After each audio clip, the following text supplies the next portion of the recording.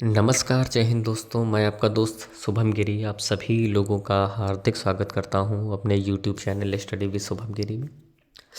दोस्तों, आशा ही नहीं मुझे पूरी उम्मीद है जितने भी मेरे ईएमआरएस के कर्मचारी हैं, चाहे वो टीचिंग वाले हों चाहे नॉन टीचिंग वाले हों, आप बहुत अच्छे होंगे और अपनी तैयारी को बहुत ही बेहतरीन ढंग से कर रहे होंगे। दोस्तों, बहुत बड़ी ब्रेकिंग न्यूज आई है और ऑफिशियल नोटिस भी इसको लेकर के जारी हो चुका है और सभी ईएमआरएस कर्मचारियों को रेडी हो जाने की ज़रूरत है। ऐसे महत्वपूर्ण निर्देश भी दिए गए हैं और भी बहुत सारी महत्वपूर्ण बातें इस लेटर में आप सभी लोगों के लिए जानना बहुत ज़रूरी है।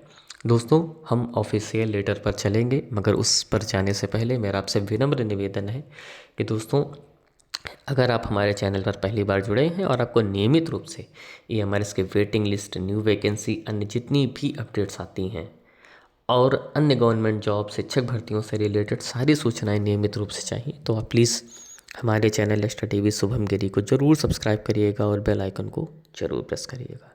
तो चलिए दोस्तों, बिना देर के फटाफट चलते हैं हम ऑफिशियल नोटिस पर। ये दोस्तों ऑफिशियल नोटिस जो है जारी हो चुका है, ठीक है। सब्जेक्ट है इनविटेशन फॉर वन डे मंथन शिविर इन new Delhi on 29 November 2024।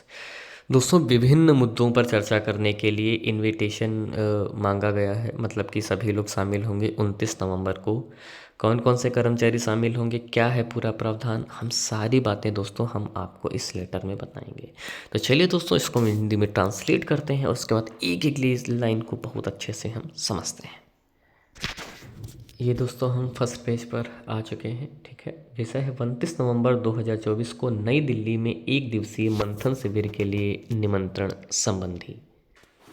Sir madam, यह बताते हुए प्रसन्नता हो रही है कि एकलव्य मॉडल आवासीय विद्यालयों की परिचालन दक्षता और समग्र प्रभावशीलता को बढ़ाने के लिए हमारे निरंतर प्रयासों के एक भाग के रूप में हम 29 नवंबर को नई दिल्ली में सुबह 9:30 बजे एक दिवसीय मंथन शिविर का आयोजन कर रहे हैं। दोस्तों, डेट याद रखिएगा, जितने भी मेरे ईएमआरएस के कर्मचारी गण हैं, 29 नवंबर को सुबह 9:30 बजे आयोजन स्थल का विवरण समय रहते सूचित कर दिया जाएगा। यह ईएमआरएस स्कूलों के कामकाज से संबंधित महत्वपूर्ण मामलों पर चर्चा करने, सर्वोत्तम प्रथाओं को साझा करने और प्रमुख चुनौतियों का समाधान करने के लिए एक अमूल्य मंच प्रदान करेगा।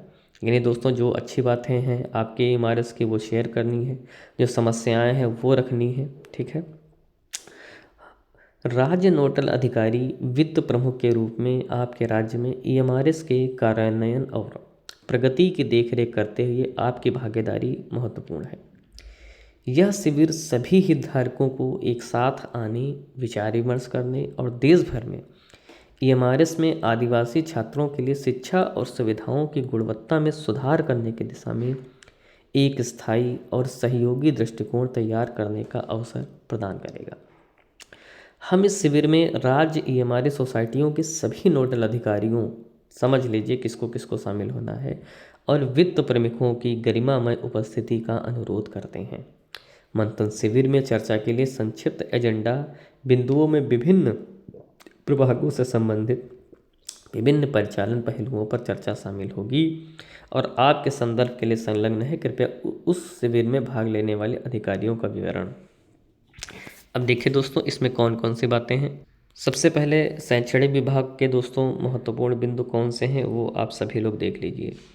निष्ठ द्वारा जारी समय सीमा का पालन किया जाना चाहिए और प्रवेश प्रक्रिया 31 मार्च तक पूरी हो जानी चाहिए। शैक्षणिक सत्र 1 अप्रैल से प्रारंभ होगा। सभी ईएमआरएस में एनईएसटीएस निष्ठ का निर्देश सख्ती से पालन किया जाए। सीबीएसई संबद्धता विद्यार्थियों के पंजीकरण के लिए स्कूलों को समय से धनराशि उपलब्ध कराई जाए।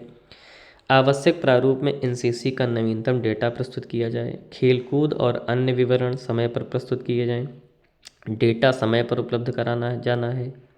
इसका वास्तविक समय डेटा बनाए रखा जाना है। यह देखा गया है कि अवकाश कैलेंडर का पालन निष्ठ द्वारा उल्लिखित समय सीमा के अनुसार नहीं किया जाता है। कई राज्य अभी भी अपने स्वयं के अवकाश कार्यक्रम लागू कर रहे हैं।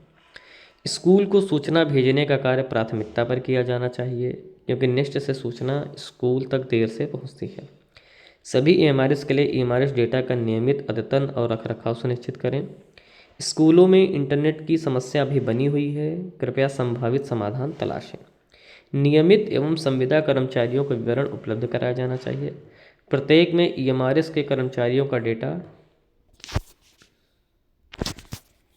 ठीक इसी प्रकार से दोस्तों हर विभाग के कुछ जो बिंदु हैं वो सौंपे गए हैं, ठीक है, और उनको सभी बिंदुओं पर विस्तृत रूप से जो चर्चा भी है वो करनी है। Detail of other participants for the one day मंथन शिविर आर न्यू दिल्ली, और यहाँ पर पूरी डिटेल भी है। यहाँ पर सारी चीज़ें आपको रहने की रुकने की सारी व्यवस्था जो है दोस्तों वो की जाएगी। ब्रीफ ऑफ एजेंडा, ये अभी मैं पॉइंट्स आपको गिना रहा था। सिविल डिवीज़न है, इसके बाद इसका फाइनेंस डिवीज़न से रिलेटेड बातें कही गई हैं। इसके बाद एचआर डिवीज़न की हैं। नेम ऑफ अदर स्टेट, यहाँ पर जो भी चीज़ें हैं सारी डिटेल्स भरनी है। ये एनेक्सेयर 2 है, ये एनेक्सेयर 1 है, ठीक है दोस्तों। तो ये दोस्तों महत्वपूर्ण बिंदु थे, और नेक्स्ट काफ़ी सीरियस भी है। वो देख भी रहा है कि बहुत सारे हमारे जो कर्मचारी हैं वो क्या कर रहे हैं कि मनमाने ढंग से नियम फॉलो कर रहे हैं, और नेक्स्ट द्वारा जो जो भी बनाए गए नियम हैं उनका वो कड़ाई से पालन नहीं कर पा रहे हैं। बहुत सारी शिकायतें उनको नियमित रूप से प्राप्त हो रही हैं, और इन सभी मुद्दों पर को देखते हुए उन्होंने इस मंथन शिविर का आयोजन किया है ताकि वो कार्यप्रणाली पर चर्चा कर सकें, और 31 मार्च तक प्रवेश प्रक्रिया भी पूर्ण हो जाए ताकि अगला सत्र जो है वो 1 अप्रैल 2025 से शुरू हो जाए।